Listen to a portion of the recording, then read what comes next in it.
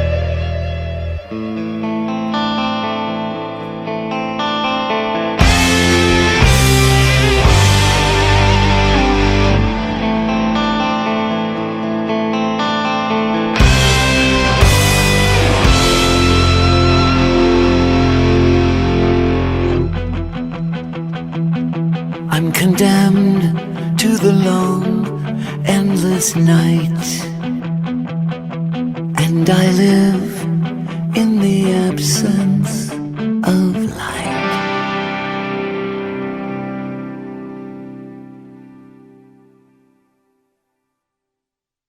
Paranormal After Dark with the Roadie on Rocket FM. Welcome to Paranormal After Dark with the Roadie. Another week here. This week I've got William Tabone from the Australian Paranormal Society. Now, William, it's good to have you along. Thanks, matey, for having us. I'm really excited to be on the show, mate. No worries at all. Now, tell us a little bit about the Australian Paranormal Society. Yeah, well, it started a bit more than 14 years ago. As I said, a small group of people got together and started the society. And then most of them vanished, but decided to leave and go off in other directions about a month after we started. And we, Amanda and myself, took it on and ran with it. So we've developed it into a research, education, investigation, and those sort of areas. So to get out there and help the people. So is there a lot of paranormal activity in the Melbourne area itself, or do you need to go outside of Melbourne? Oh, we go everywhere, mate. But Melbourne itself has a lot of locations that have activity. I wrote a book just recently called The Ghosts of Melbourne, the CBD, so just the business district. And the amount, and I haven't put everything in there. I put a lot in there, so people can use it like a guidebook. They can go around Melbourne and check out all the haunted locations, and read what supposedly happens there or what's happened there, and that just itself, is just the CBD. So there's a great deal of activity around. So just to give me a picture here, because I haven't been to Melbourne. I've been to Sydney and a couple other places over there.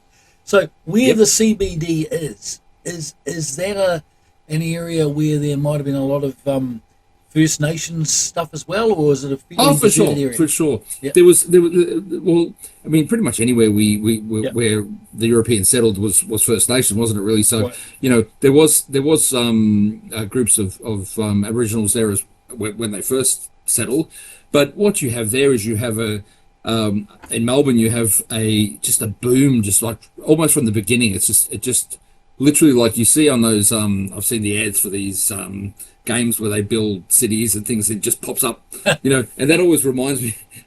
That always reminds me of how Melbourne sort of developed. You had the gold rush. You had different things just and industry and business just really just lifted off the ground.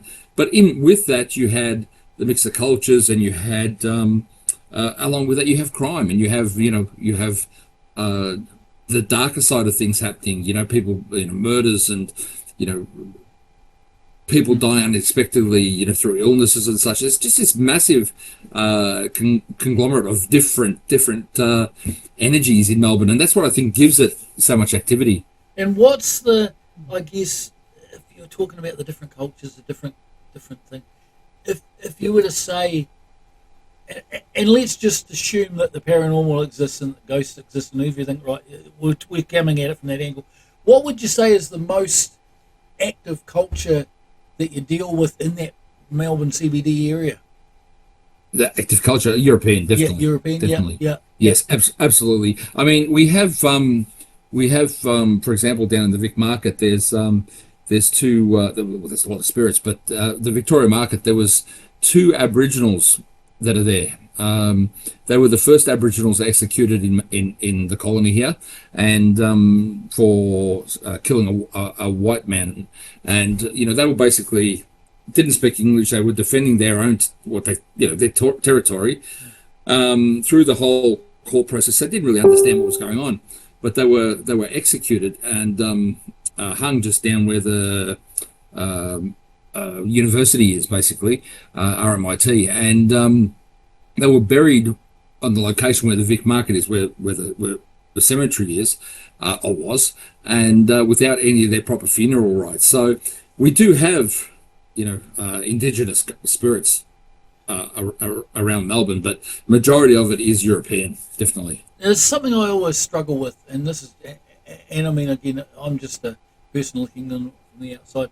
When you deal with the spirits from other cultures, like say Aboriginal or even say German or Dutch or anything, when you're trying to communicate, do you try to communicate in their language, or are they, because I struggle with this when you see it. You sometimes see on TV they're on an Indian burial ground and they're talking to a spirit in English, and I'm like, really? Exactly. That's an absolute. That's a great question, and it's true. I mean, a lot of spirits, they will, if they never spoke English, how do we communicate? Well, for example, with the Aboriginals, we deal with elders as well. We speak to elders if we, obviously get permission and things like this. But with other cultures, you can do it a couple of ways. You can find someone, which I've done, found people that actually speak the language of who we believe is there. Brilliant. Or if there's rumors, and it depends on the rumors. For example, down in Chinatown, there would have been a great deal of people there that didn't speak English. Sure. And I've had people with me that have spoken Chinese, been able to speak Chinese, and I've had them ask the questions in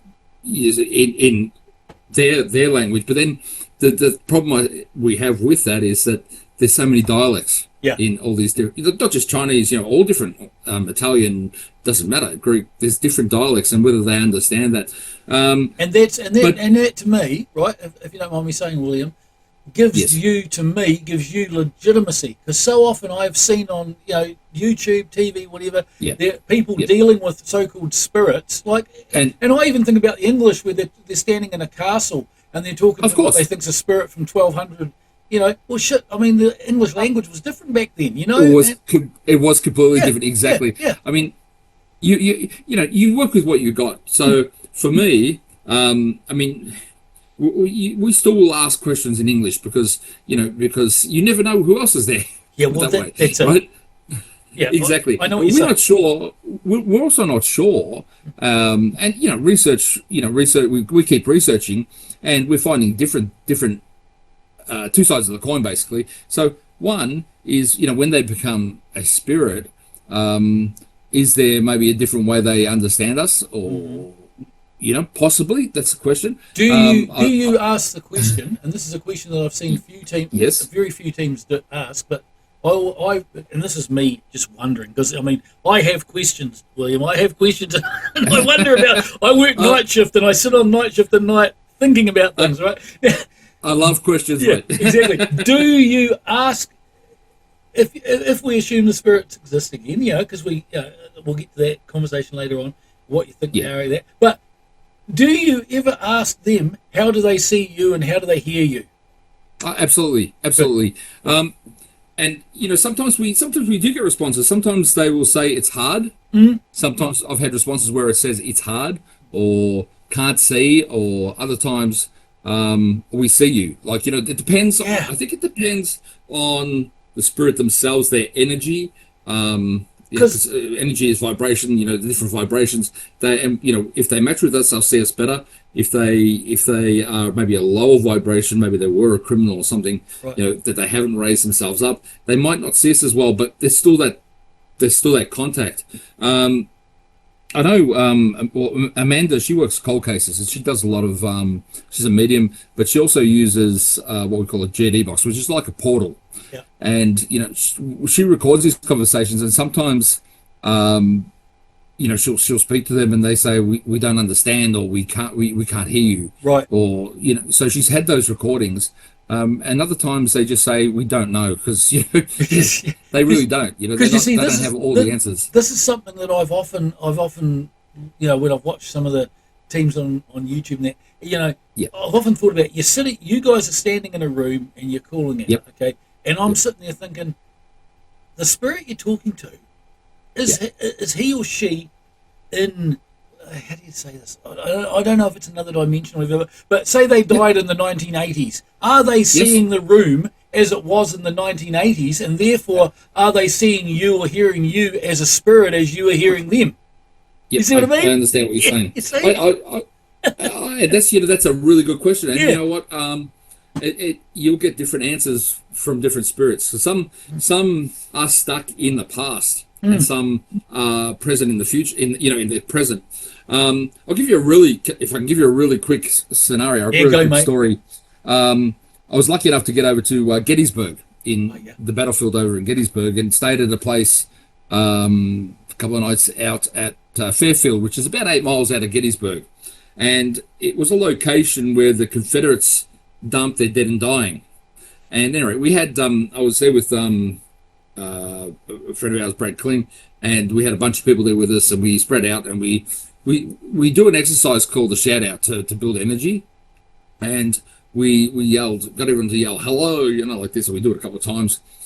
Anyway, we have this recorder running, and on the third, I think it was the third take, when we listened back, you hear this southern gentleman, real southern accent, say, "Did you hear that, Captain?" Right, clear as me and you speaking.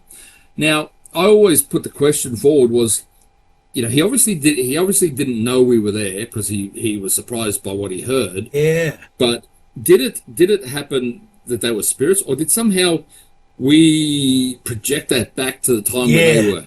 You know what I mean? Like a loop. That's what I'm getting at. Yeah. It's interesting. We believe that they do exist in other dimensions. That's why we don't see them as much, and they come in and out. But it's one of those questions, mate, that we haven't got a clear answer for. To be honest. So you believe that they exist in other dimensions, and this is I'm a big Star Trek fan, right? I've got this motto that everything I learned in life I learned from Star Trek. I got given this badge that said that years ago, right? And so much of what they've done on there, you think, wow, and they've had things with universes coming together and stuff, and and mirror universes. Now, when you say they're in other dimensions, are they,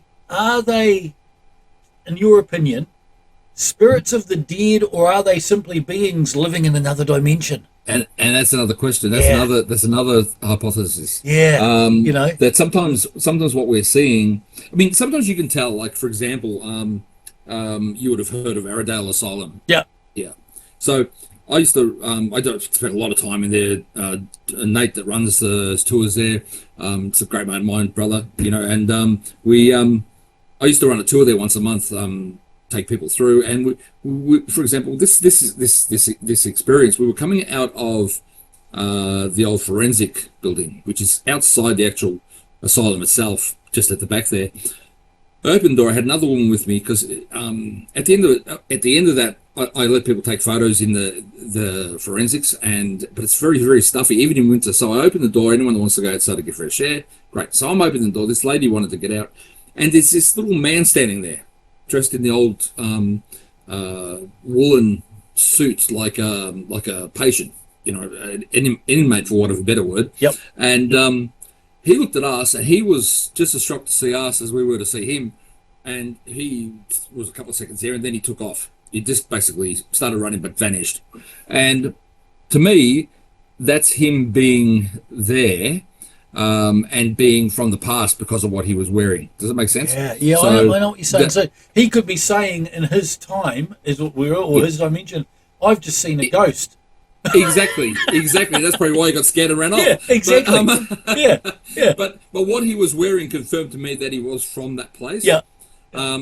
Whereas, then you could say, well, what if there's exactly the same place in the other dimension where we've sort of had that contact?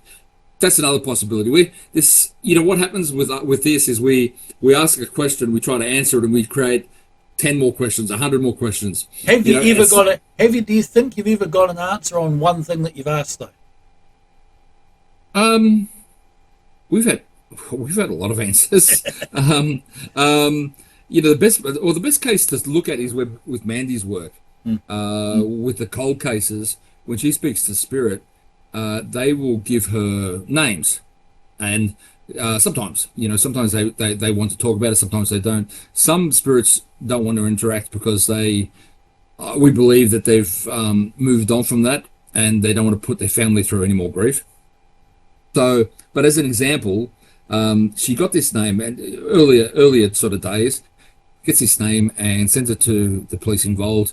She gets a phone call, and the police and says, now, this name you gave me. He goes, I'm very intrigued. She goes, yeah. She goes, how did you get that? She goes, well, this is what I do. I told you what I do. This is what I do.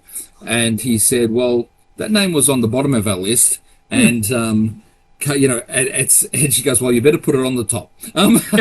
So to me, that's confirmation that they are providing information that is correct. Okay, there's a lot more. I struggle with that, and I'll be honest with you, I struggle with most of the medium stuff that I see on the web and on TV. Sure. Okay, because 99% of them, they always seem to talk to famous people. They don't talk to like a peasant from Saxon times and all this shit. And it's always famous people. Elvis is talking to Eddie Van Halen and all this crap. And I'm like, really? I'm with you. I'm with you. But the thing is when you see, and I've worked with a lot of mediums, some really good and some very shonky. I found out. Yeah.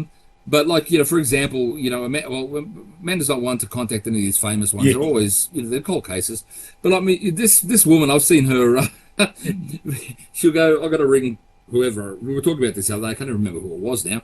I got to ring them up. I said, why you got to ring them up? She goes, because she's pregnant. And so she rings her up and she says, so how long have you been pregnant? She goes, how the hell did you know? Haven't seen you for 6 months. And so she just gets these messages, but it's not, and the other thing is with Amanda is she's like, she won't come on to do a radio show. She's very private, keeps to herself, doesn't want to get out there. So to me, and the accuracy of it is, well, I respect that, and I'm not discounting what she says. These ones that you see that put themselves out there and they're talking to famous people 2 days after they've died, and I just think, a guy like me, I just go, yeah, really? Come on. Oh, look, there's one in particular that does it all the time, and that that really pisses not just us off, but pisses most of the community off because it's disrespectful. Let the people. The problem is what people don't realise a lot of the time, and especially people that are just looking for fame, is that when a spirit crosses over, they need not all the time, but in a lot of cases, they need time to adjust. They need time to, find their feet. If they died because of an illness, they need to basically be healed because they still, their spirit is still feeling the illness, although it's not affecting them physically. They've been with it, and it's part of them. They need to heal from that. Does that make sense? Yeah, I understand exactly what you're saying, and that's I'll talk more about this later about what my beliefs are and that, and they are sort of spiritual sort of thing, and it's kind of like, but I just think mediums have been given a bad name because of this rubbish.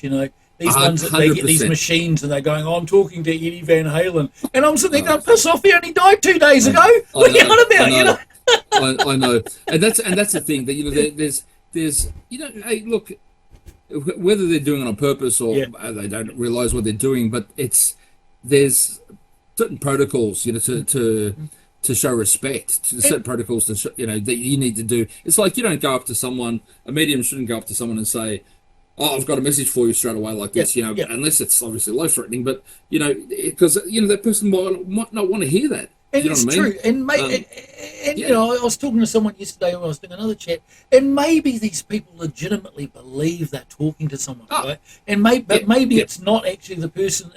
I don't know, but you can understand where people like me doubt when they look and they go, 100%. I'm a doubter myself. I mean, I need to see, and I need to understand. But I've seen so much that I am open. Because then people say, "Oh, I'm a skeptic." Well, no, you're not a skeptic, because if you just say you don't believe, that's not a skeptic. That's an unbeliever.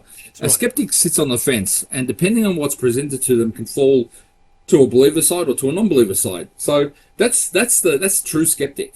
That's right. That they're open, and that sounds like what you yourself bingo. Is a proper skeptic. I'll talk about that in a minute. This is Paranormal After Dark with the Roadie, talking to William Tabone from Australia Paranormal Society. We'll be right back after this track here. We're going to play a good one out of Melbourne, a band called Elm Street and a song called Elm Street's Children. Paranormal After Dark with the Roadie.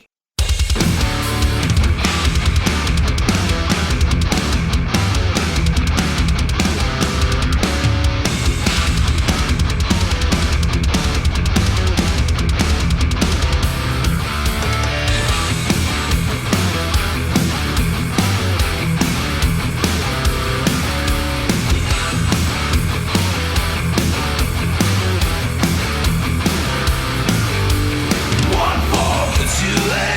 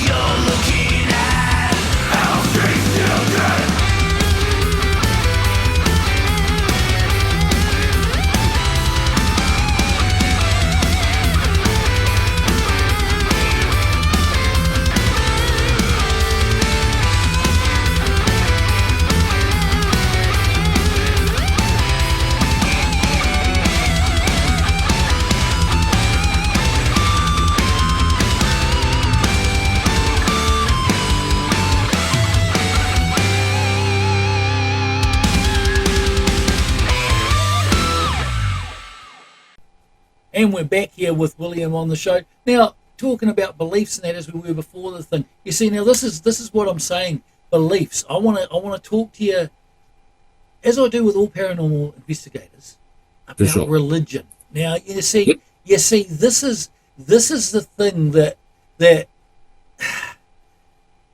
want to go down a road that it'll piss some people off. I know it will, because I know there's people listening. Now we can't keep everyone happy. Exactly. I want to use the word demons, and why I want to use that word demons is because you talk about belief, and the thing that bugs the shit out of me about the way the word is used, demons, is that apparently the only way to get rid of them is to get a Catholic priest in, right? Which says to me that Christianity has created the demons, or the belief in demons, for their own end, right? I see what you're saying. No, I see what you're saying, and I don't even see a pagan. I don't even see a pagan going and do a bloody exorcism, or a Jew or anything. It's got to be a Catholic priest, which says to me they're in the conspiracy somewhere. For sure. Well. What is a demon to you? First off, Define let me premise that with saying that Hollywood has a lot to answer for. Bingo. Bingo.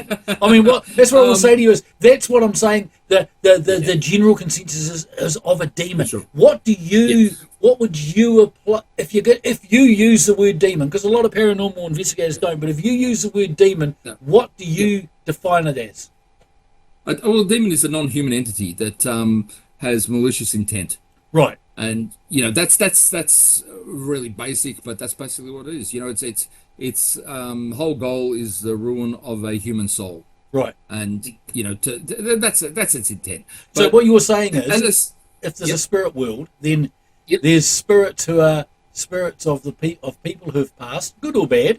Okay. Yes. And then there's other spirits that are not human. They've never been human. That's never correct. been human. Okay. Yes. The thing is, I can believe in them. I do believe in demons. Yeah. But what I will say with that is that they're not as prevalent as Hollywood would have you think they are. No. Now, there's a lot of bad in this world, and I've dealt with cases where the spirits, because in some cases there's more than one. They're negative, they're nasty, they're aggressive, they can be violent. I've dealt with cases where the females were being held down and raped, and nasty. And these weren't demonic; they were human spirits. Yeah, right. Yeah, and there's good and bad in everything, right? So exactly. If you're good and bad in life, you're good and bad on the other side, presumably. I don't know. But, exactly. Well, I've also dealt with cases where there have been non-human entities, and look, to be honest, it's not just in reality. There's not just the Roman Catholics priests that have to do it. I've dealt with a Greek Orthodox. Right. Okay. But it's still Christian. See, this would get my point. It's still Christian. But this is what I'm saying. Christianity creating this. You see. But you also the Jewish do have their form. The Buddhists and the Hindus do have their form. Maybe they're not called exorcism; they're called something else. Right? Yeah, possibly. I can't off the top of my head. I can't tell you. But I understand what you're saying. Yeah, it is. But again, I don't really believe that. I believe there are certain people that can perform an exorcism that aren't a Catholic priest. And I'm a Roman Catholic. I'm raised and born and believe Roman Catholic, but I also have a wider belief that there is a connection between all of us and something greater than us, and whatever that may be. But I'm not, it's not to talk religion, but what I'm saying is, there's much more to it than, they say only Roman Catholic, but I believe there are other people that can perform. Well, this is where I don't mind talking religion in amongst this sort of show, because it's kind of paranormal to me. Now, see, it is all linked. Exactly. Yeah. My belief is, right, this is what I've always struggled with, even since I was a wee fella, right? Yes. For centuries and centuries and thousands of years, my ancestors, your ancestors, everybody, right, we had other gods, okay? And then overnight, suddenly, bang, they're all wrong. This is the one true God. You're all a bunch of gods. I don't buy that. No, fair enough. Where did the old gods go? With the sleep, maybe. I don't know. Well, you see what I mean? See, this kind of type. I understand what you're saying. Absolutely. I mean, I've got a good friend of mine, one of my team. he follows all the Norse ways. Yep, Like, yep. it's his belief. And, I have, I'm not one of these people that, you have to be, this, and No. this, you can only, if you believe what you believe, great.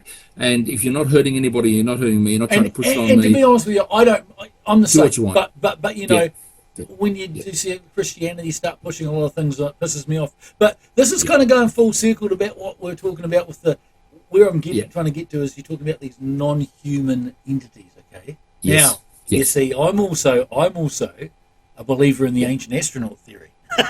Yep. Yeah. Okay. Well, wait, I'm way open to aliens, mate. I tell you, Exactly. and the correlation between, and we can get into this, correlation between UFOs, for example, and paranormal activity. There's a lot of places where there are UFO sightings. There is an increase in paranormal That's right. happenings. And where I wanted to get to just briefly was, do you think the non-human entities you're dealing with could be spirits of extraterrestrials? That's a really good question. And I have who have never existed as a human, but they may have existed as another being on another planet. Exactly, and that's a big possibility. If you step away from religion and try and look at it as a, I hate when people say, "Oh, paranormal investigators say we're doing this scientifically." You're not doing it scientifically. You're not scientists, for one.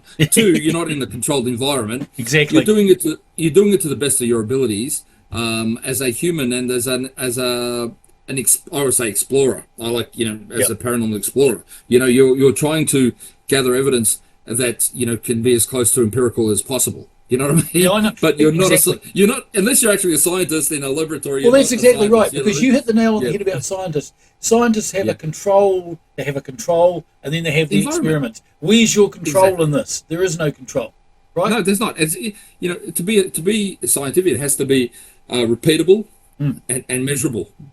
And that You to know what I me, mean? and that to me is the big thing. You see, and I'm going to ask you about this, but so often I follow a few of the UK teams who go through the same places, on YouTube. Yep. And so often Yep. you'll see a couple of teams get some good evidence, good activity going there, and then the next team turns up and bang, nothing. And Yep. you think, Yep. Now this brings me to the thing you were talking about before about kind of like. Is it a memory loop, or is it something, or do you need to be, or are the universes just touching at a certain time, and if you're not there at that certain point, you don't get anything, Yeah, no, I agree with you. Yeah. The whole thing is, I believe there's a lot of factors. For example, Aradale Asylum. Do you know? You know much about that? I've place? heard about it through watching some other teams. It's a huge place. It's like 56 buildings. It's got 56 or 65. I always get that mixed up. Yeah, I and I mean, if that's a place actually that's gonna have written a book spirits. about the place, so I should know that. Yeah. But some days I've walked in there and it's been crazy. Like we used to spend weekends there. For example, in one weekend I recorded 87 Class A EVPs. Cool. Right? That's insane. That never happened. It's never happened. No. Right? I've walked in there other times and it's like it's been switched off. It's like there's nothing that you could feel. There's no energy. It's nothing. Now I look at that as being, it could be to do with the weather. It could be to do with the creating the energy. It could be to do with any number of factors. The people that are with me. It could be with my mental attitude. It could Well, that's be, what I was going to say to you. I often wonder Yeah. if it's the people on the investigation. Certain people 100%. attract things, or spirits won't talk to them, or whatever. It's kind of I believe that 100%. The people that are with you can affect you. If you see someone, if you come to an investigation, I always tell people, and I've sent people home. We've turned up an investigation. I've had a fucking shit. Excuse my language, can swear. I've had a shit day. I don't want to. Truly, I don't want to be here, and I'm. My missus is pissing me off. The kids are pissing. The dog. Right? And Go home. there's such. I go home because one things aren't going to want to come near you for starters. exactly, because people in real life don't want to come near you, right? No, exactly. And spirits still have that oh geez, he's a bit nasty, I'll stay away from him. Yeah. They can, so you really need to look at it's so many factors, and that could be one of them. It could be the environment, it could be the weather, and it could be just a quiet day. We don't know. Yeah. See, I've heard people say this theory where it's. I listened to the old Art Bell shows on YouTube, Yep. and there was a guy on there, I can't remember his name, from 1997, and he was talking about how and this is purely a theory, who the hell knows, but along this line, where they're not allowed to talk on certain times, or they're not, or certain spirits aren't allowed to talk, or whatever. And hey, is that a possibility as well? It happens to be on a day, right? You're not allowed to talk today. We're not going to let you. I don't know whether it's exactly like that. But, Yeah. I mean, I've had cases where there's been, we call, for want of really simple terms, bullies. A bully ghost. Right. And we do we do a lot of work at a place called the Royal Melbourne Hotel. Actually, that's where I met Mark for lunch. We were down here last. And you can ask him about it. It's an old police station, still has the cells in the back. And we used to run investigation nights there, and we do a lot of lectures and things there now. But usually it was fairly active. You get quite a bit. This one day we were there, and it was dead quiet. It was like there was nothing happening, and we were trying to set up a camera to record, and it kept getting switched off, but nothing else was happening. I'm thinking, what the hell? Like, what's going on? So one of my girls, she had a brand new camera. She said, I'll set my camera to film the camera that you're trying to work, and we'll see it get switched off. So anyway, we set that up, and we were trying to do our thing. The camera that she set up first got turned off first, and the other one got turned off. So but you're thinking, why is it so quiet? It's all quiet. So one of the guys took a photo, and he actually got a head and shoulders of this really big dude, like bald dude. Yeah. But just before that, one of the mediums said there's, because we're not far from the wharfs, right? He said there's a walk in here, and he's scaring them all off. He's a bully, and so he goes, give me a couple of minutes, I'll sort him out. So we went out to another part of the building, and he stayed there. And when we went back, everything was working fine. The activity kicked up, So sometimes you can have a dominant energy come in there and yes, dampen everything down. As in life, as in death, there's bullies like in a workplace or in a club. A bully will override everyone and won't let people say shit. Exactly. Hey, exactly. And it's spirit world. Spirits. I would say the spirits don't automatically go over and get a halo and wings. No, you know what I mean? Not. They go over there, and like I was saying earlier, they need a certain time to adjust and to heal. Yeah. An 88-year-old man dies, and he's, like my grandfather was 74 when he passed away. Right. And both his legs amputated. Big, strong man. Like, he wasn't not tall, but he was a really solid, strong man. Both legs were amputated during life, and was a good guy. But when he passed away, people just remember him as is. But we had witnessed him later on. He's come and visited, and he had his legs, and he was younger. I was going to ask you about that. Yeah. I was going to ask you about that. When spirits go to the other side, do they, if they manifest or they communicate, do they pick a time where they, feel comfortable? Yeah, where they're happy. They're happy. Yeah. Our understanding through our research from people across the globe is that there are things similar to hospitals over there. Right. Buildings and places, institutions similar to hospitals where people go and recoup, and they get to change and heal their psychological side of things and also their physical side of things. Now, another example is Amanda and I, we lost 3 babies. Right. We lost one, had one, lost one, had one. Yep. It happens. Yeah. Yeah. But these spirits, these ones that we lost, they've come through on Amanda's recordings. Wow. And we'll hear them, and they will say, one of them comes and he says, "Hello, mummy," and you'll hear him giggling and running off. You know what I mean? Yeah. Right. Amanda has a guide that works with her, which is our daughter. Right. And so she's grown, from. And this is, I'm talking about our own experiences. No one else has to believe them. Cool. But when you hear the recordings, this little spirit, and it says, I use it in presentations when I do a talk called Voices of the Dead, and some of these recordings are just people are crying. You know what I mean? Cool. So it's like that's brings me to something that I often think about too. And the other day was, so is there a limited number of spirits? Like, what I'm trying to say is the spirits hang around, and do they reincarnate into a body, or are new spirits being created, new souls, for want of a better word, being created all the time? That's another great mystery we don't know, you know? That's a whole topic.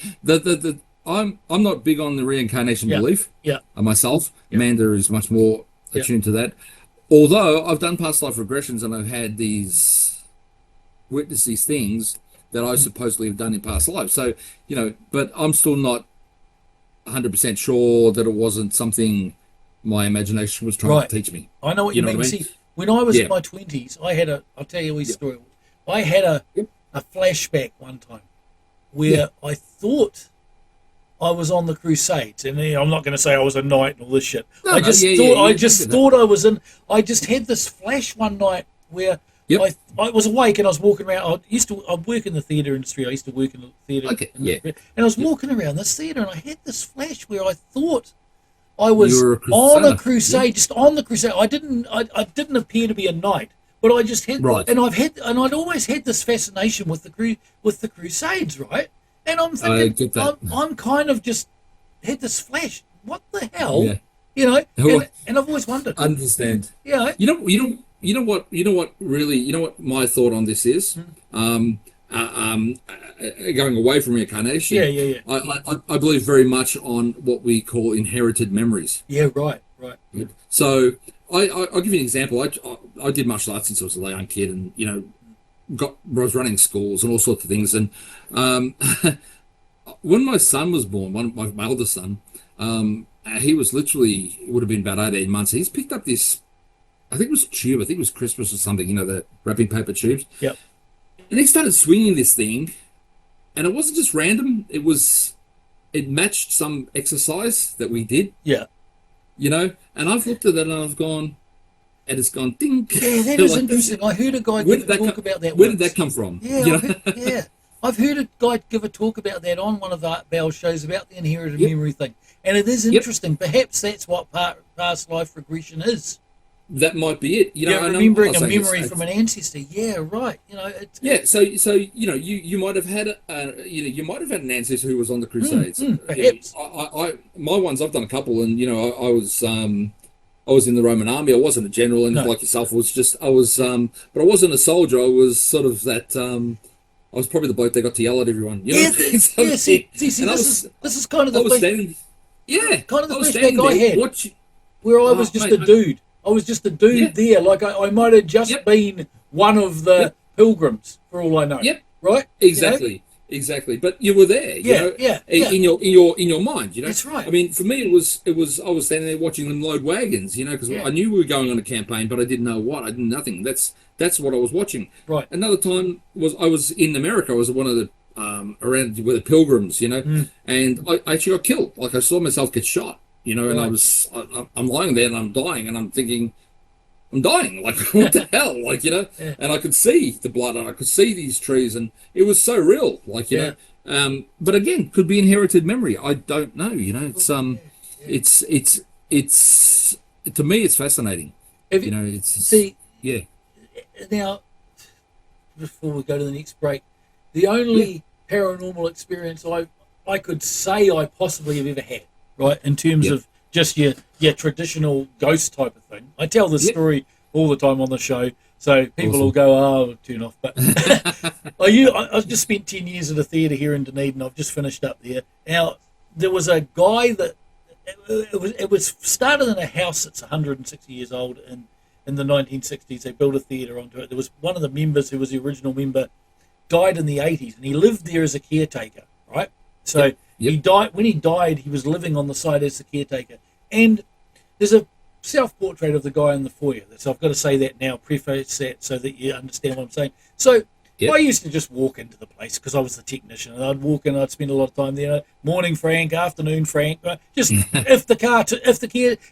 thing was, if the caretaker's there, I'm acknowledging him. But I always felt like the place was being watched over, not in a bad way or anything. Just that, you know, I'm working It's there being taken alone. care of. Yeah, I'm working there alone. I'm being looked after, right? That's what I always thought. Yep. They had some people before me saying, "Oh, I was pushed downstairs and this and that," and then, oh, whatever. Okay, but You probably slipped. yeah, exactly. But the one thing, and I could put this down to being a human, and it probably was, but it's an interesting scenario. So in the very front row of the theatre, on the extreme left-hand side, looking from the lighting box, there is a seat, and that seat normally no one sits in because it's in a prick of a position.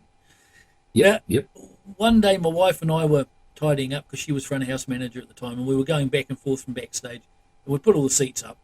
We came back and the seat was down. Oh, that's weird. Put it back up again. It was down. And we sort of made a joke about, oh, Frank's sitting there watching the show, watching us clean up, ha, ha, ha, you know. Well, the next show, I'm sitting in the lighting box, and at the end of the show, you want to turn all the worker lights on, and everyone leaves. And people always hang around after the show to meet people, right? Anyway, I'm doing my shutdown procedure. I look up, and there's an old chap sitting in the seat. Now, the seat had been blank, had been empty the whole show. And I'm sitting there going, it's bloody old geezer. What's he doing? Meantime, my wife's coming up through the house, picking up rubbish between the seats and blah, blah, blah. And she walks straight past there, right? And so I go and I think I might have shut something else down or tidied up something. I came back to do my shut, looked up, he'd gone. I went, oh, okay, so he might have met somebody and gone or whatever. So, what started to get me thinking was on the way home in the car that night, I said, geez, that old guy sitting in the front row pissed me off. I could have turned the work lights on for you a bit sooner. And she went, what old guy? I said, there was no old guy sitting. I said, yeah, when you were cleaning the seats up. No. So I thought, oh, okay, whatever. So the next day, she's in the foyer doing the front house stuff, and I'm looking at this self-portrait of Frank. And I thought, bloody hell, it kind of looked like Frank from behind. And I'm thinking, maybe Frank was sitting there. But then again, it could have been a dude just waiting for someone, right? And by the time I'd look back up, he'd gone. You know?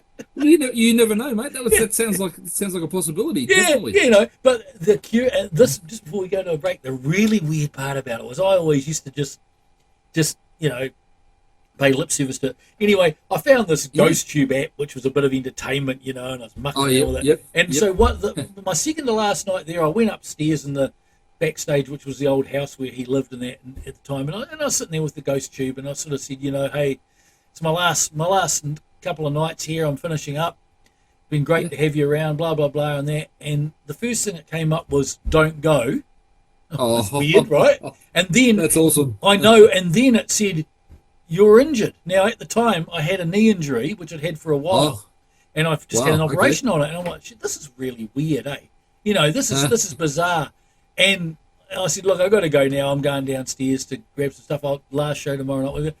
And I got a goodbye, and I'm like, now, is this just coincidence, or is this, it was pretty cool. It was, it fits in, but doesn't it all? Yeah, exactly. So when we come back after the break, I'll talk a little bit about that, because those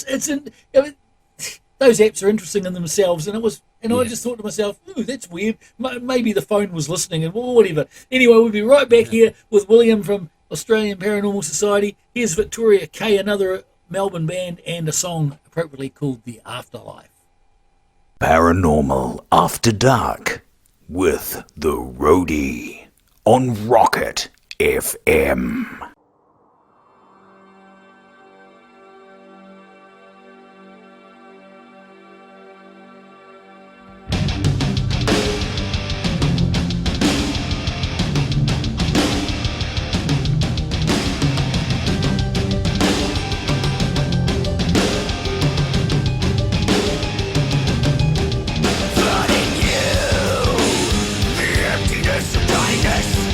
That come before the storm.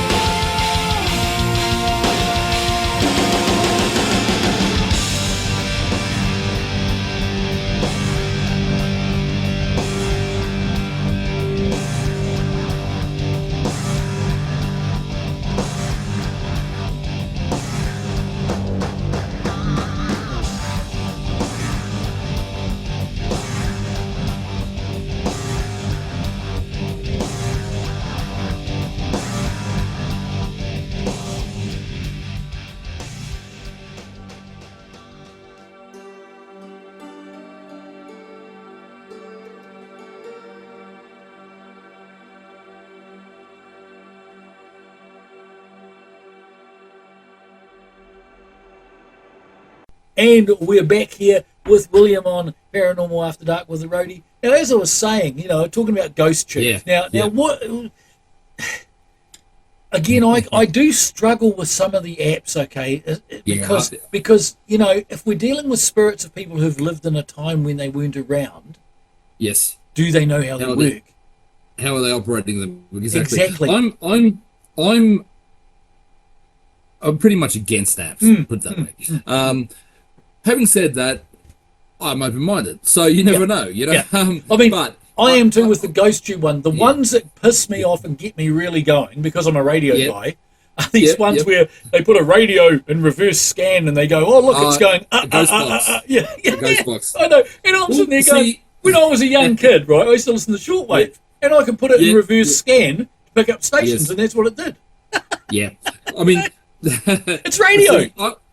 I with a proper ghost box, I would prefer one of them than an app. Well, the reason being, and I'll tell you why. The reason being, apps. Phones really don't have the proper sensors for one. No. To pick up the things they're supposed to pick up, and the way the apps are, the actual machines are supposed to work. So I'm sort of really skeptical. But then again, like you said, those answers were really accurate. Yeah, they were. They were. That's exactly it. Those responses were really accurate. So again, I said open-minded. I say open-minded anyway, because you never know. No. But the only apps we use is when we're using like a portal or something like that, where we need to get some sort of we need to supply some sort of noise. So we use what we call sound apps, sound banks. So they're nothing connected to the internet. They're just sound banks, and they have like ooh, ah, and people, spirits can perform words. And I find that what I look for, whether it's an app, and again, as I said, I'm not really into apps. I don't like them, but whether it's an app or it's a spirit box or an Ovilus or something, or whatever piece of equipment, the measure for me is the accuracy of the responses. You know what I mean? So if I've got a piece of equipment that I'm not really keen on, but it's given me answers that are matching, close to my, to my questions or my inquiries, then it's interesting. Again, in the same, if I go back to Fairfield, which was where we heard the southern guy. When we first got there, my mate and I went and sat in one of the lounge rooms. There's quite a number of them, and we had an ancient Ovilus. Ovilus is if you know, it actually has like a library of words in there. I've seen them. A couple of hundred, maybe. But we'd be sitting there. We sat there. We turned it on, and it was spitting out words: shot, killed, wounded, battle, and a bunch of others. Right now, there's all different words in there: tree, apple, fruit, whatever. You know what I mean? But it spat out a series of words: shot, killed, wounded, battle, and there was another one, I can't remember what it was, in a row. And I thought, well, that's really interesting because it's relating to the battle. And see, to me, William, that is more. I kind of would believe something like that, which is, as you say, it's got a pre-programmed bank in there where conceivably maybe a spirit could choose a word right. The ones that get me, though, are these ones that are FM radios that go in reverse scan. Because there's radio waves everywhere, mate, right? I understand. And I'm sitting there thinking, FM radio, come on, man. I'm a radio guy. I used to do that as a kid, right? I understand. Reverse scan doesn't mean shit.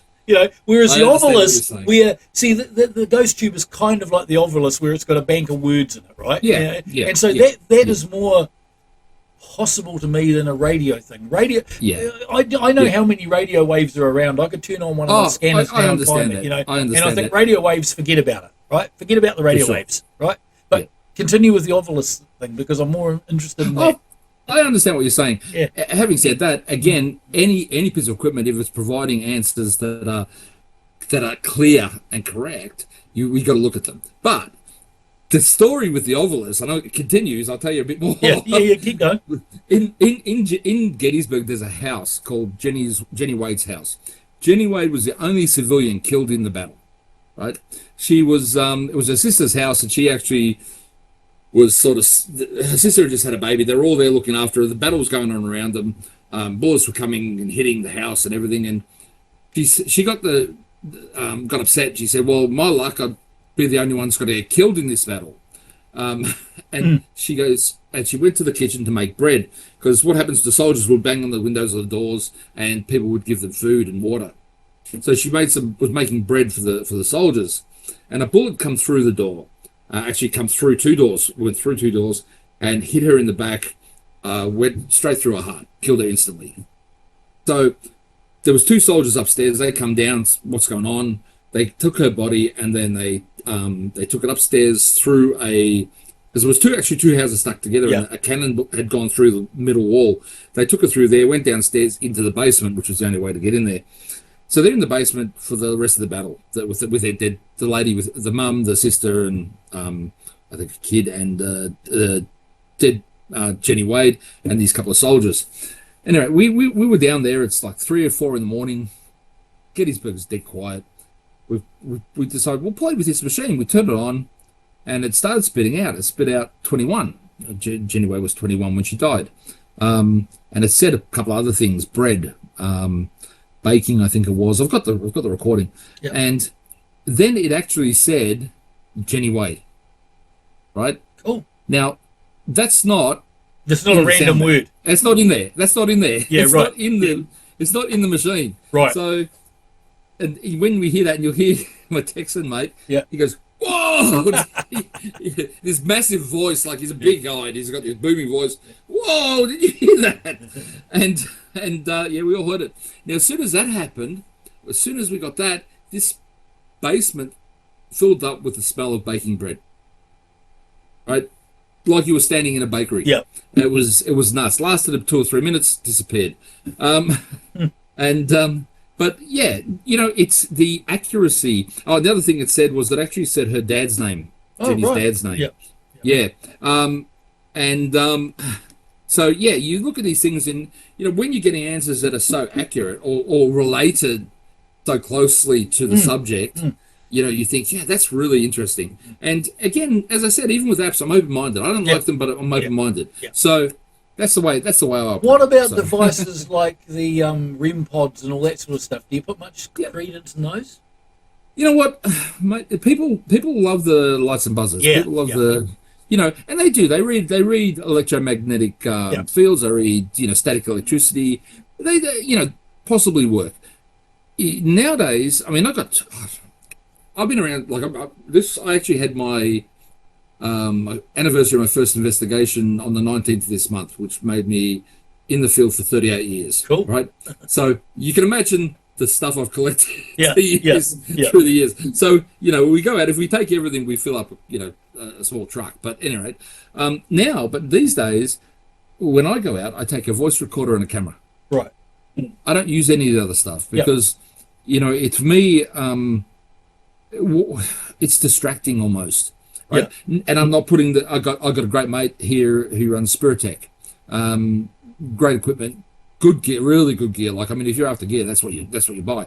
But it's good gear. But I don't use a lot of it because I suppose you go through a point where the lights and brothers just a lot of the time it's you want all these things, but you don't necessarily need them. I get what you're saying, and I often look at them and we're getting back to something we talked about earlier, is you'll sit there and you'll hear someone go, touch the antenna, and I'm thinking, you think you're talking to someone from the 16th century, he's not going to know what an antenna is, right? What's an antenna? Exactly. And two, like you say, EMF, or movement, or they're too kind of inaccurate, and then they can be affected. Yeah, they can be affected by too much outside interference. And again, people love them. So have at it. You know what I mean? But that's right. If it helps you with your investigation and it gives you something to, I don't know. Yeah. You see some of the teams it'll kind of help them sort of start calling out in a certain direction or whatever. And sometimes it works. Sure. Great.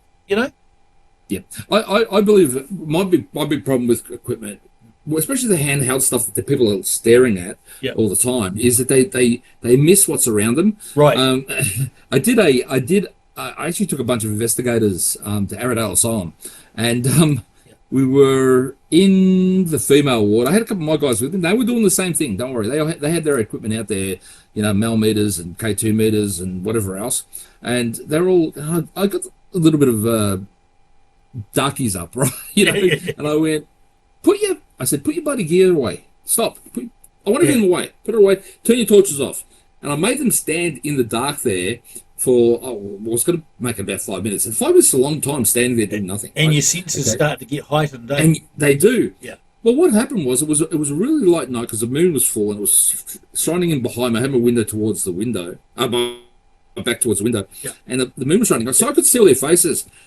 And then it was like a classic movie. Their mouths had dropped open, like they're like, what? Like, you can't believe it. And I stopped. I went, oh, okay, something happened. So I said, what happened, right? Yeah. And most of them, nearly all of them, saw exactly the same thing. A female in a hospital robe walked behind me, went across 3 windows behind me, walked across. Oh. Now, if they were looking at their gear, they wouldn't have seen that. And so, so that brings me to another piece of equipment that I laugh my ass off about. And, and that bloody guy, what's his name? I can't remember his name now.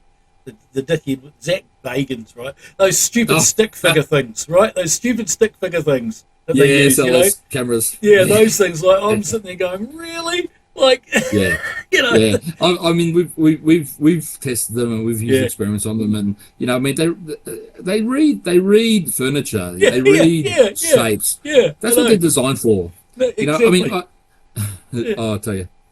So you talked before about EVPs. This is an area that I am fascinated in. You're a big fan of getting the stuff on recording, yeah. And to be fair, I tried this. I've got a little voice recorder. I have tried this in the theatre that I was in for years, and I never really got anything conclusive. But I did try it a few times, and when I do travel to other theatres now, I try to put it down just in case. And I've never really had anything, but I have heard some compelling recordings over the years from theatres, especially theatres, and I'm interested to see what you have to say about that.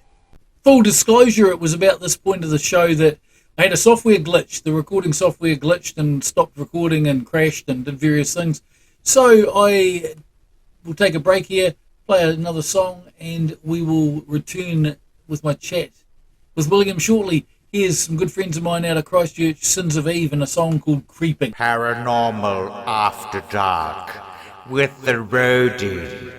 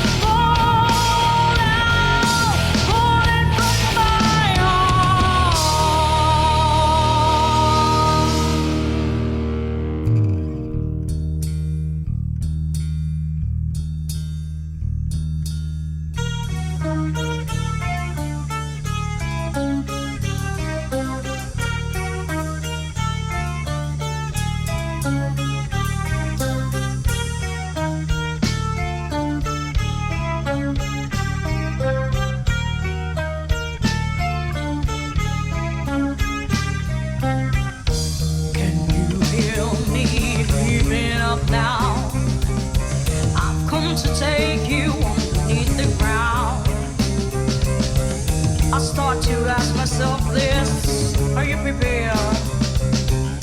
Something's falling for you inside your head. Me, creeping up now, take you over the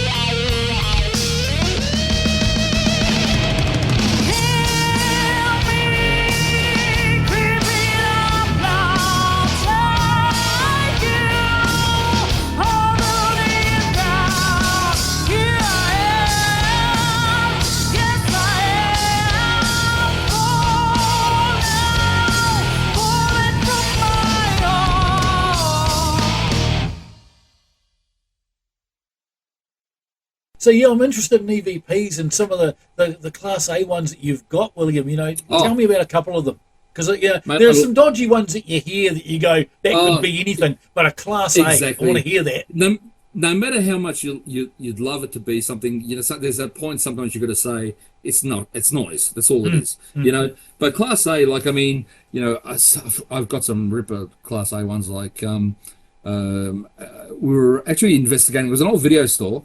And there was there's a lot of spirits there, but one of them was a doctor, and the guy that was running the owned the video store was helping us out, and we had put together all these names, and he asked, "Is this Dr. Penny Murphy?" And this old woman, and there was no one else there. Amanda was there, but no other females. This old woman goes, "Just Dr. Murphy," you know, like clear, and it's like she was a little bit upset with him because he used her first name. So I love the attitude. I love when there's attitude with it. Yeah. You know, some of them are nice. Some of them are, you know, you get some really nice, you know. Do you get full EVPs, sentences? Like, do you get full sentences? You know, quite often you see on these TV shows they get one word, and to me, from my mind, right, you and I are having a conversation now, right? If I'm trying to have a conversation with if I'm on the other side, I've passed away, and I'm trying to have a conversation with you, why would I speak to you with one word answers? Exactly. Sometimes I mean, sometimes they do find it difficult. I understand that. I mean, they haven't got voice boxes, and there's a whole lot of reasons. You know, the energy, what was, but you know, if they want to speak, they'll find a way. You know, if it's desperate. A really funny story is I was testing out microphones in my office here, and I had my youngest, who's now 14 and 6'3", so looks down on me. He was a little fella. He was only a young bloke. And he come in here, and I had a recorder, and I said, "Here, you want to do an interview?" And he started asking me questions, and I said something, and he goes, "Are you serious?" And I said, "Oh, serious as a heart attack." And then when we listened back at it, he's asking the questions. I said that, and there was a little gap, and then you hear this little girl. She laughed, she giggled to it. A heart attack. Wow. Clear, right? And this is daylight in my office here. Yeah. And when we both listened to it, I listened to it because I had the headphones on. I said, "Yeah, have a listen to this. What do you think?" And my kids have grown up with all this stuff, so they you know, they're all investigators and they'll love it. But he goes, he was only little. He goes, "Exactly what you said." She laughed. He said she laughed. Yeah. And you know, those are the sort of ones I really like, where they're almost unexpected.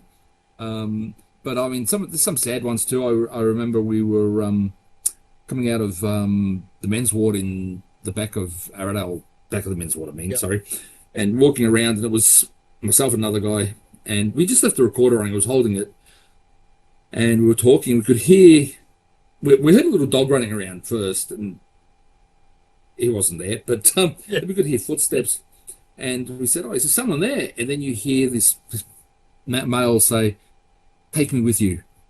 With you. Like, okay. Oh man. And it was so sad. It was like, it was clear, but it was so down, so desperate. Yeah. You can actually hear, like, you've heard them in the room at the time, or do most of them you pick up later on the recordings? Oh, I've heard them both. I've heard majority of the time we record them, and then we hear them. But I've heard them with my own ears. Yeah, you know. Wow. I'll be walking past. a room, for example, many times, and you'll hear someone say something. And, best example of that is an old woman at Arundel again, up in the staff quarters, walking past second floor, walking past the room, and this old woman goes, "Hello." Now, Clear as day. Yeah. Daylight, Saturday morning it was, because we were there for the weekend. Yeah. Clear as day. Hello. There was 3 people back behind me, all men. There was no women, right? And this woman just right in my ear, and I was filming. Didn't catch it on recording, but it was so loud and so clear. I don't know. Maybe it was just directed at me. see, I don't it's know. funny because you should say that, because I look back in my life, right, and I have had instances, and I've only started thinking about this in the last sort of, year or so since I started thinking about doing this paranormal show. Instances in Yep. my life where things might have happened. I have had things like that happen to me, mainly in theatres. Quite often, Yep. I'd work in it because I was a technician. I'd work in a theatre Yeah. quite often on my own, and there was quite often that I'd hear similar things like "hello" or "you okay" or "do you Yep. need a hand" or whatever, and I'd look around and go, "There's no one bloody there." Or, No one here, or but- they're seeing things too. Like they say, they Yes, see shadow yes. people. It isn't shadow Yes. people that I've seen, and when I was, the one I recall about this was broad daylight. I was outside walking down the street, and I'm sure Yeah. someone was Yeah. coming towards me on the footpath. Right. And when I looked up and Fair looked to the left where I thought they weren't there. That's interesting. That's cool. Yeah, It's yeah. it's you know what it's I suppose you weren't in that frame of mind Yeah. to actually realize what they were at the But time. I was perceiving something, and same as in you were theatres. hearing something, Yeah. but it was just for you. It was just noise. Talking about walking down the street, another interesting story I could tell you, similar to that, was my brother-in-law had his father had a couple of brothers, and one of them, the older one, super fit, like ran marathons, and the other 3 were all like overweight, smokers, drinkers, and he was super fit. Anyway, he ended up dying of a heart attack. Yeah. I used to see him near where I used to work, so we'd sort of say, say g'day, and we talk. And one time I wanted to get lunch, and I'm walking up the street, and he was walking towards me, and he waved and smiled and walked past me. I didn't think about it, and I went into this to get my lunch, and I'm going, he died 2 weeks ago. Like, Wow. like, what the hell? Yeah, weird, eh? See, it's same as theatres. I've seen people in theatres when I've been working late at night up in ladder or in rigs or whatever. I'm sure Yep. I have, but it's never bothered me because I've thought, well, No. if they're in here, they're a person that was involved with the theatre and they're just watching what I'm doing, or they're Exactly. going about their business and their dimension and they don't even know I'm there, right? Still doing their work, mate. Exactly, You know? exactly. But anyway, getting back to these Class A EVPs, you've had that Yes. one. What else have you had that's been really compelling? Anything in another language, maybe that or that you haven't sort of been able to? Yeah, well, Decipher. we had we actually we were actually messing around with a ghost box, one of your favorite machines, and we were having an Asian language come through, and this was at the Royal Melbourne Hotel. And there was a not caretaker, she was like a housekeeper there, and she was Chinese, and she was also the mistress of the governor that was there.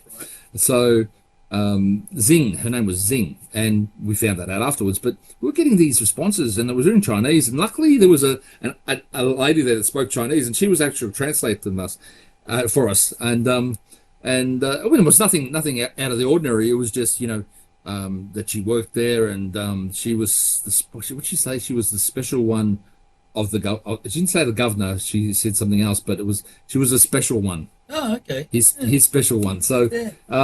and the way it was translated was that they were intimate, Right. And so that was really cool. But I mean, I've done experiments where we've had I've gone to places where I assume there would be different languages spoken, and I've recorded. I found people that speak similar language, so get them to ask questions, and I record them. So what I do is I play the recordings.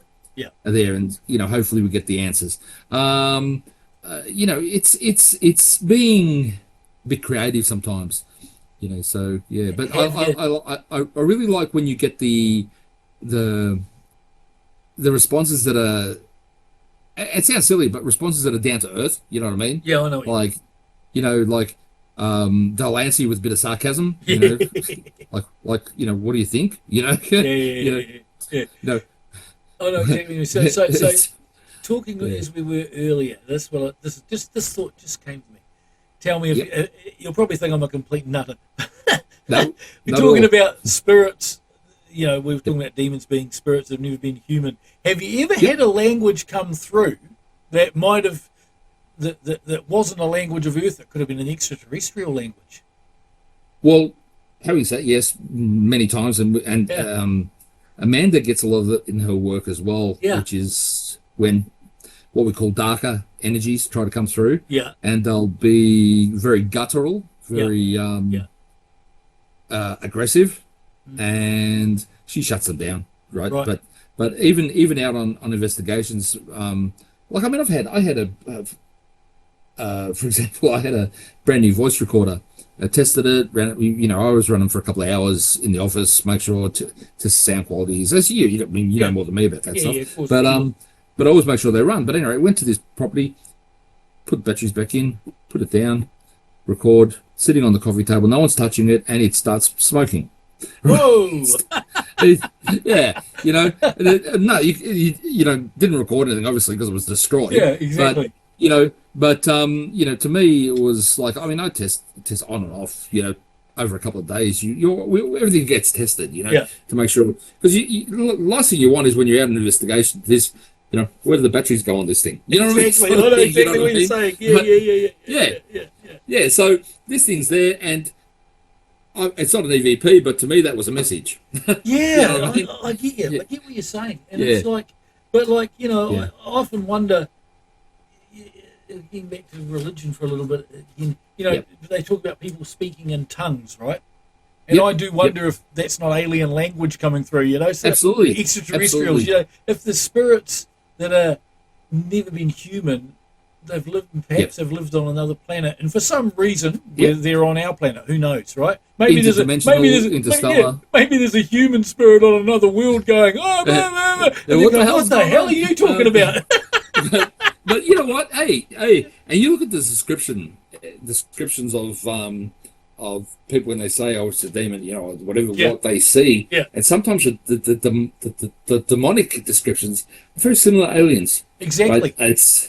And you know, then I mean, you know, we were talking non-human. You also got to think there's a whole other different groups that are non-human but That's are not right. demonic. So That's right. you know, you have people, and whether you believe them or not, you know, I'm just saying that there's these beliefs, and usually beliefs come from somewhere. You have like earth elements, Right. You know what I mean? Exactly. No, exactly. I hear you. Yeah. The ancient religions were into that stuff. And that's Exactly. kind of what I was trying to say earlier, is that, you know, for thousands of years our ancestors had earth elements, and they had Of course. the god of this and the god of that, and Exactly. so if they existed, what were they? And how Yeah. come overnight they became non-existent or irrelevant, and this one became the one tree? You know, yeah, it Come is forward. interesting. Yeah. There was something to it. Something was there, right? Yeah, exactly. I 100% agree. Yeah, and you know. I mean, you look at things like the Egyptians, the Aztecs, Yeah. the Mayans. You know, if you look at their, for example, their carvings in the walls, Yeah. and such, some of them are very similar, and they Exactly. depict these entities riding in similar machines. That's and, right. You know, Yep.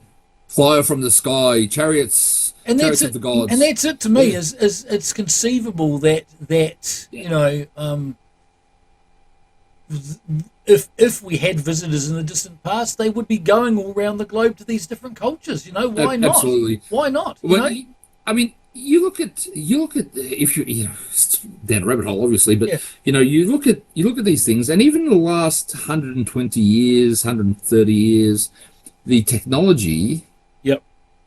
you know, yeah, fair enough, human evolution, and you can get these bursts where there's a, But I know where you're going with this. you It know, went really but quick. It moved quick, how do didn't you it? how do you get from, you know, your, you know, 1 horsepower riding Yeah. a horse Yeah. to supersonic travel in 120 years? My granddad was Yeah. born in 1918, okay, and he Yep. died in the early 2000s. But I remember him talking about you know, the fact that he remembered the biplanes. His dad obviously remembered Richard Pearce, the first guy to fly in New Zealand here and all that shit. And Yeah. we went from basically, let's say, the Wright brothers in 1903 putting a man on the moon in 69. Yep. Right? That is Yep. like, and then this is the weird part. You put the man on the moon in 69, and then we go from 69 to now, and where have we been? Low Earth orbit. Right? Yeah, exactly. That's another rabbit hole where did they land on the moon? You can do all these. I think we landed on the moon, but the thing is, to me, is why haven't we gone out of low Earth orbit, or have we? But we've not been told about it. There's a secret space program. Exactly. I believe that we did land. There's people in my family that don't, but I believe we did. It's coming close. It's coming close because, unfortunately, what was it? Was it Japan the other day? They had a rover they put on the moon that crashed. Yep. That rover was landing near one of the Apollo sites, and if it had driven around, that'd have been fundamental proof. There you go. There's the photographic proof. It drove past the bloody. In fact, they also had a probe that took photos that showed it. But anyway, it is. Yeah, well, let's go down that road because that's paranormal. Extraterrestrials. Do you think they are straight beings from other planets, or are they interdimensional time travelers? What do you reckon they are? They could be either. I mean, I have a lot of friends that are in the ufology field. Yep. Stories I've heard. There's definitely, whether they're interdimensional or interstellar, I'm not sure. Yep. I mean, I've seen craft myself. I've seen standing on a beach. Have you ever watched the Predator movie? Yeah. Where he goes invisible. Well, I was standing on the beach. My brother-in-law was fishing. We were down a place called 90 Mile Beach, and it's pitch black, and all the stars were out. When the sky's black, everything's, there's no street. It's so bright, these stars. Well, walking down this beach he wanted to do some night fishing, and I looked up and I saw this massive thing cross the stars, and you couldn't see it, but you could see all the stars shimmering. I know what you mean. Right? Where it was moving. And I've gone, well, I must be tired. We spent the day at the beach. We had the kids. And I said, well, I must be tired. I'm seeing things. Anyway, I didn't think about it. And I put it to the back of my mind. And I was going to talk to Mandy about it. Yeah. He's fishing. And about an hour later, it comes back the other way. Wow. See, that's... along the shoreline. And I've gone, no, I did see that. Was this quite close to you, or was this way out? Well, it was it was above me. Right. It was sort of, we're on the shoreline. And it was probably... 20 meters out of the shore from where on that sort of, you see sort of an angle. Right. I think it was quite high, but it was huge. It looked massive. Because one that I've had recently, and this is really good because my wife was skeptical, and my kids were too. We were sitting at our deck one night, and it was a really clear black sky here. And I often watch satellites because as a kid I used to track Skylab and all that shit. And I started doing it again. I was watching this tracks of these satellites going over, and you could see it. Well, this is no shit. This is really weird. And I got my daughter out, and I got my wife out, and they both looked at it and confirmed it. There was a particular point in the sky which appears, if it is a point, it's probably out over the ocean off the coast here of Otago and Dunedin. Now we were watching. And there was a couple of... I thought, that's probably a satellite because it's holding its line. It's going straight along, disappears over the horizon. Well, we watched two different objects, and they were way out. They were basically looked like stars, so they were a fair way out if they were out, right? But we watched these things come along from two different directions. One actually did a right angle, and the other one sort of was a bit erratic. But they both went to a particular point in the sky and then disappeared, literally blinked out in that point in the sky. And I saw that, and I said that to my wife, The next night, we went out again. Yes. And I said, you look at that point in the sky, and it bloody happened. Oh, serious. It's serious. Awesome. And I'm sitting there thinking, this is... but I've never heard anyone else sort of think about it. But then I thought to myself, people don't look up anymore. When I grew up in the 70s, we looked up at the stars because there was shit all else to do, right? Exactly. I used to lay and listen to a shortwave radio and look at the stars. And I just happened to look up there and I thought, this is weird, eh? And I thought, as you said, repeatable. So we did it again. It has happened again. And I'm thinking, Nice. it can't be. I initially thought, is it a cloud there in the dark, and they've disappeared behind this cloud? I've seen it 3 times. I haven't been out recently to look, but it is bizarre, right? As I And say, this- not 3 times in a row. No, it's weird. It wasn't 3 nights in a row, but 3 different times, you know. And I Yeah, thought, this yeah, is bizarre. It's that one particular point. No matter where they come from, they disappear in that point. That's very cool. I know, That's and very I've told that to a New Zealand UFO investigator, and he's like, "Whoa, that's weird." I said, "I know, it's bizarre, eh?" And again, gets back to Star Trek. Is there some sort of warp there?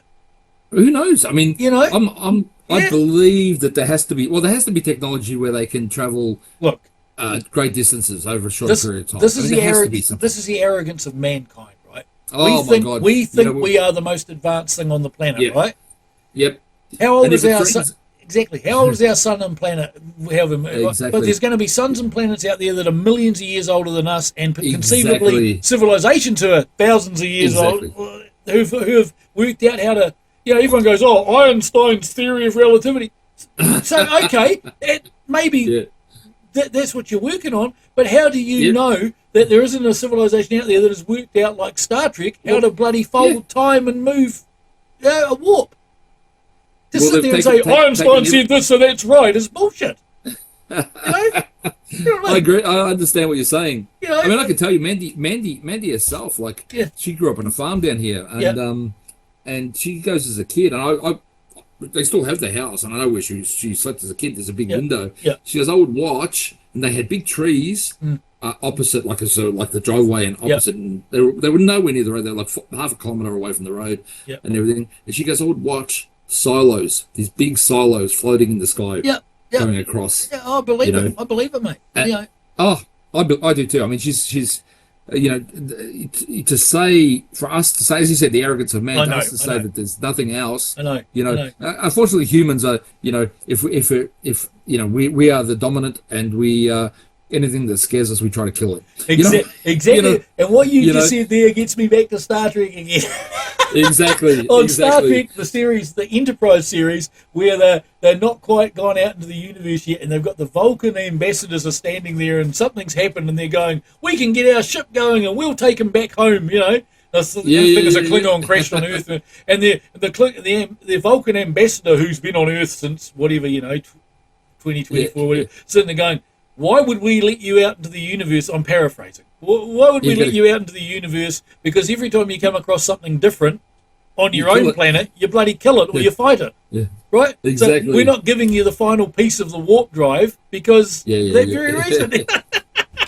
No, it's true, mate. It's true. Yeah, it is. It is. You know, Exactly.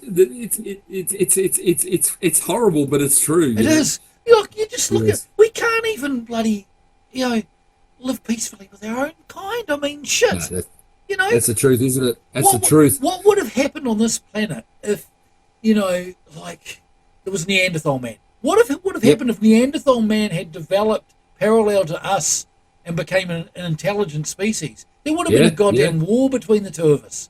Oh, You know? exactly. I believe so. I You believe. You know, it's a lot of the time. I believe people react with violence in these cases because they're scared. Oh yeah, You know what yeah, I mean? yeah. But you know, it's like seeing spirits, seeing ghosts. You know, people are scared. That's why everything's to them is dark and demonic. Right, Even if it's old Auntie Mary coming to visit. You know, I know, what I mean? and it just gets back to Hollywood again because Hollywood's done. yeah, but you know, humans need to understand, you know, that anything that might make us feel uncomfortable. We might be a bit nervous about it, but we don't have to try to destroy it. No, You know? no, exactly, exactly. And then you get back to the other thing with the spirit world, where we're talking about Hollywood, where people think, oh dear, if there is a spirit in my house, I'm running away because it's going to harm me. Look, Yeah, exactly. where Exactly. have you ever heard of a really legitimate, honest case?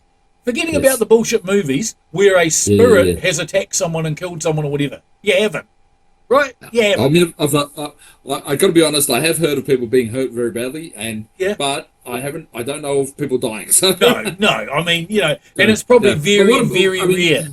Yeah, the problem is the problem is Hollywood, and people take so much, like a lot of people in the field now are doing this without any proper knowledge. You know what I mean? Of course. I got to tell you, like, I mean, I had I've had several cases, and one just recently, actually, like this week, is a lady was having some issues. Someone went out there, said they were, they say they call themselves a demonologist, Yeah. and Whatever. someone else went out with them and told her that I think it was, if I remember correctly off the top of my head, she's been cursed. And there was something bad in the house, and this lady's going, they didn't do anything, and the lady's going, no, it's all gone now, and she goes, but you didn't do anything, and she's ringing me up saying she has to move house, she wants to move house. So I said, well, don't move house. I mean, I got to get out there and actually check it out, but I can tell you right now from what she's telling me, it's not a demonic entity, right? No, I know. There might be something happening, but I'm not even sure if it's paranormal, But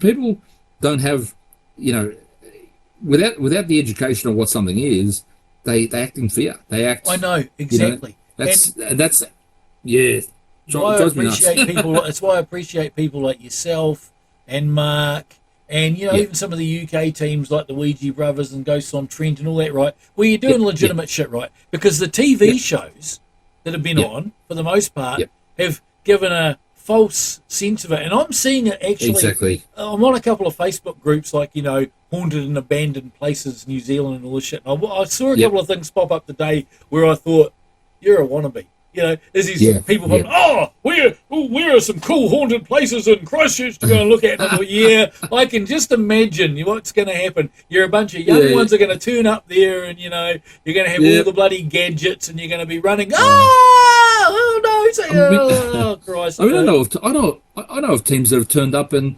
smoking ganja and drinking alcohol. Like, you know what I mean? Yeah. I know. Mate, come on. I know. Have some respect.